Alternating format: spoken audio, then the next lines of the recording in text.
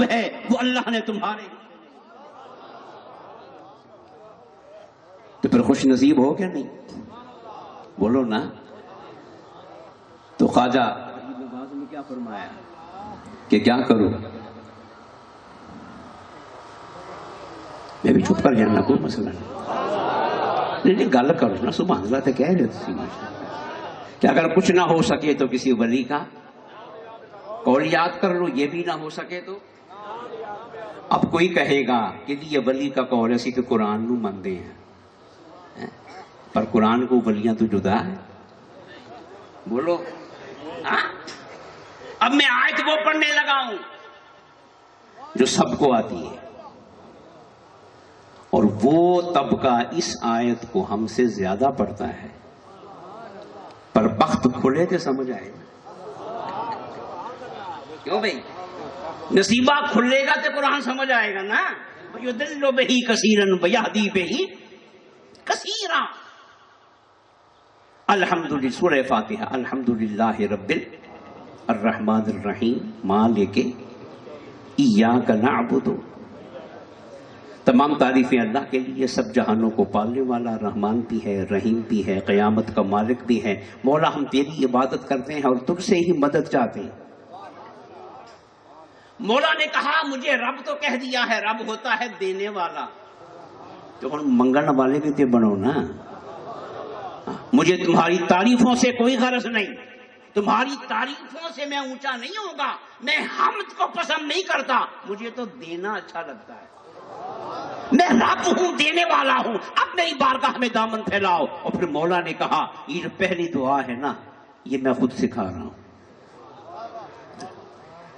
دعا رب نے آپ سکھائی ہوئے، اودے چ غلطی بھی، خطا بھی، بریلویت بھی،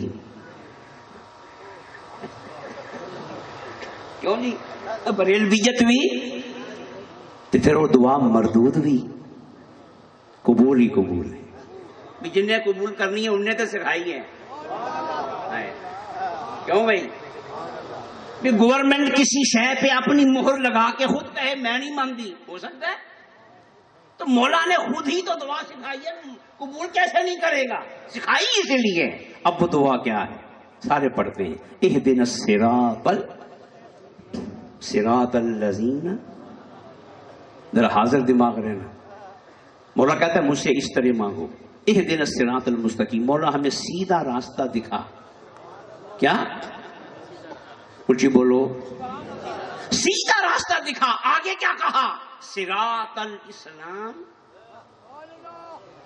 کہا، نہیں تو کہہ دو صراط القرآن کہا، یوں پڑھتے ہو کہ اہدنا الصراط المستقیم، صراط الاسلام، مولا ہمیں اسلام والا سیدھا راستہ دکھا، قرآن والا سیدھا راستہ دکھا۔ حالانکہ قرآن پڑھ رہے ہیں، اسلام کی کتاب پڑھ رہے ہیں، مگر حیرت نہیں ہوتی کہ مولا خود صراط مستقیم کا تعارف اسلام سے نہیں کروا رہا، قرآن سے نہیں کروا رہا۔ مولا فرما رہا ہے مجھ سے ہدایت مانگنی ہے نا، تو جن سے میں پیار کرتا ہوں ان کا وسیلہ بیچ میں لاؤ، صراط الذین انعمت علیہم، مولا جن سے تو راضی ہو چکا ہے نا، ہمیں ان کے راستے پہ چلا۔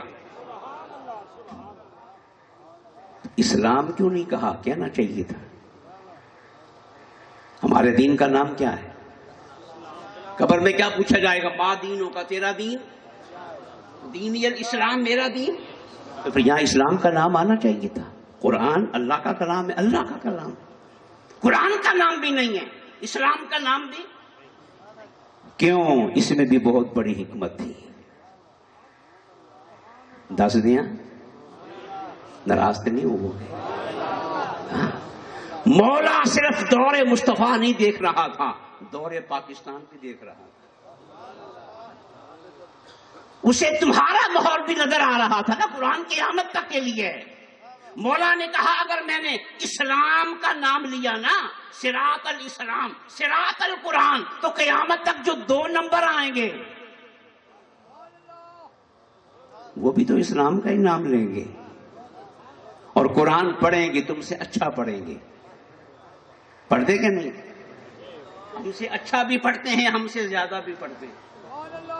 اسلام پہ کتابیں بھی ہم سے زیادہ لکھتے ہیں، پڑھتے بھی ہم سے زیادہ ہیں، مدرسے ان کے زیادہ ہیں، طلبہ ان کے زیادہ ہیں، لیکن الحمدللہ پاکستان کبھی ان کے قبضے میں نہیں جائے گا۔ پاکستان داتا حجویری کا ہے، بابا۔ اگر یہاں صراط الاسلام کہہ دیا جاتا، صراط القرآن کہہ دیا جاتا، تو پھر کسوٹی کیا بنتی، معیار کیا بنتا، 1 نمبر 2 نمبر میں فرق کیسے آتا؟ اب پچھلے 25 30 50 سالوں کو دیکھ لو، خدا کی قسم، جنہوں نے دہشت گردی پھیلائی، دین کو بدنام کیا، لوگوں کا خون کیا، بم چلائے بازاروں میں، چوکوں میں، گھروں میں، مسجدوں میں، وہ اسلام کا نام تو لیتے ہیں، قرآن کا نام بھی لیتے ہیں، مگر وہ طبقہ داتا حجویری کے مزار پہ نظر نہیں آئے گا، بابا فرید کے مزار پہ نظر نہیں آئے گا، ولیوں کے قدموں میں نظر نہیں آئے گا۔ مولا نے کہا سنو، میں اپنے پیاروں کا نام لے کر تمہیں 2 نمبروں سے بچا رہا ہوں، نکالوں سے بچا رہا ہوں، دھوکے بازوں سے بچا رہا ہوں۔ قیامت تک اسلام کے نام پہ تو دھوکا ہوگا، قرآن کے نام پہ دھوکا ہوگا، مگر ولیوں کے نام پہ دھوکا نہیں۔ ولی کی بارگاہ میں وہی جائے گا جو 1 نمبر ہوگا۔ کیا ہوگا؟ محرم کی ایک محفل تھی فیصل آباد میں، کھانے پہ بیٹھے نا، تو وہاں اس محلے کی ایک دوست تھی جو فوج میں ہوتے، چھٹی پہ آئے ہوئے تھے، وہ بھی کھانے میں بیٹھے، انہوں نے ایک بات کہی تو میں آپ کو سنا دیتا ہوں۔ انہوں نے کہا کہ اس وقت پاکستان کی جتنی بھی حساس تنصیبات، ایٹمی تنصیبات ہیں، دیگر دفاعی تنصیبات ہیں، وہاں جو پہرا دینے والے ہیں نا، وہاں جو بطور نگران ڈیوٹی کر رہے ہیں، اب اس کا جو ملاؤ وہ بات کر گیا اپنی، اس نے کہا وہ سارے کے سارے ولیوں کو ماننے والے ہیں۔ تو گل سمجھ آئی ہے؟ کیونکہ دوجیاں دا اعتبار، اب بولو، جو پاکستان کا کھا کے بھی یہ کہیں کہ اللہ کا فضل ہے، ہم پاکستان بنانے کے گناہ میں شریک نہیں، ان سے کیا توقع نہیں ہو سکتی، کہیں بھی بک جائیں گے، سودا کر لیں گے، منافقت کا شکار ہو جائیں گے، مگر دنیا کو پتا ہے جو ولیوں کے قدموں میں بیٹھنے والا ہے نا، یہ سر کٹا سکتا ہے مگر سر۔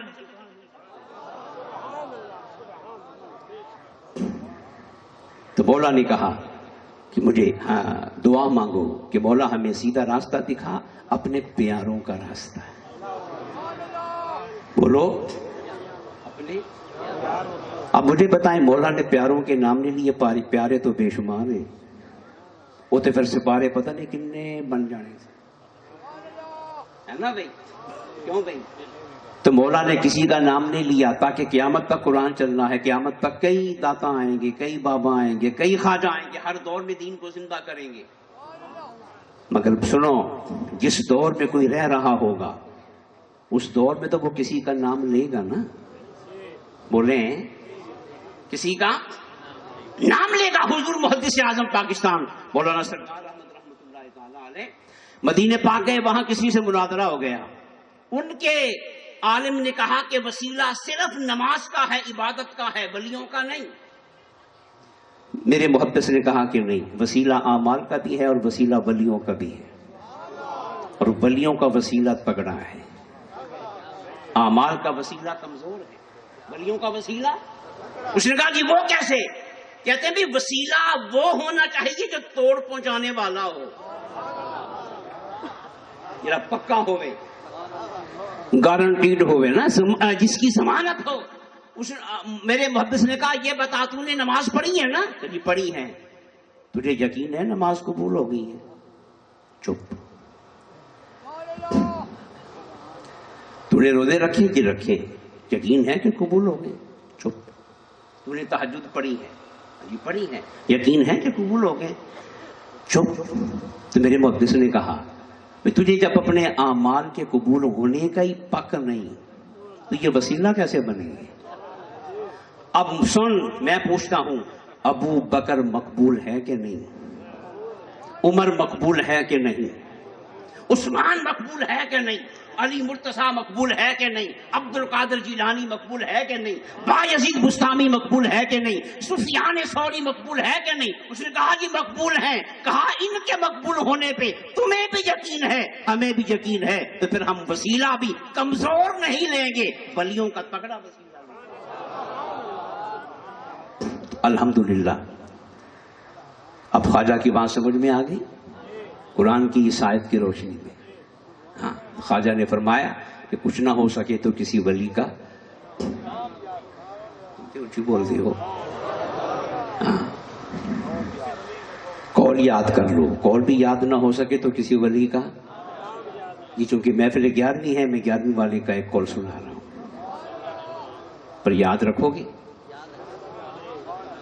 بولو نا، یہ پیروں کا پیر ہے، کوئی ڈبہ پیر نہیں، سید الاولیاء قطب الاقطاب غوث الاغیاث۔ باپ کی طرف سے حسنی ہے، ماں کی طرف سے حسینی ہے نا؟ مجمع البحرین، اتنی بڑی ہستی، وہ کہتی ہے، غوث پاک کا فرمان ہے، آپ فرماتے ہیں کہ بھئی خدا کو پانے کے نا راستے بہت سے ہیں، راستے کوئی 100 کلومیٹر کا فرض کیا، کوئی 50 کا، کوئی 25 کا، کوئی 10 کا، کوئی 5 کا، اور ایک راستہ 0 کلومیٹر والا بھی ہے، قدم چک دیں رب مل جائے۔ یہ کوئی اور نہیں بتا رہا، جو جانتا ہے وہ بتا رہا ہے، جس نے خود آزمائے ہوئے ہیں نا وہ بتا رہا ہے کہ قدم اٹھاتے ہی رب سے ملاقات ہو جائے۔ اب سنیں، غوث فرماتے ہیں یہ جو سب سے مختصر راستہ ہے نا اللہ کو پانے کا، وہ سجدہ نہیں ہے، وہ نماز۔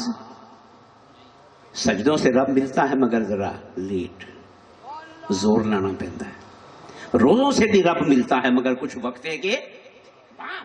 ایک عمل ہے جس کو کرتے ہی رب مل جاتا ہے، اور وہ عمل کیا ہے؟ وہ اللہ کے بندوں کو کھانا کھلانا۔ اللہ کے بندوں کو، کچھ ہی بولو، اللہ ہمیں کھلانے والا بنا دے۔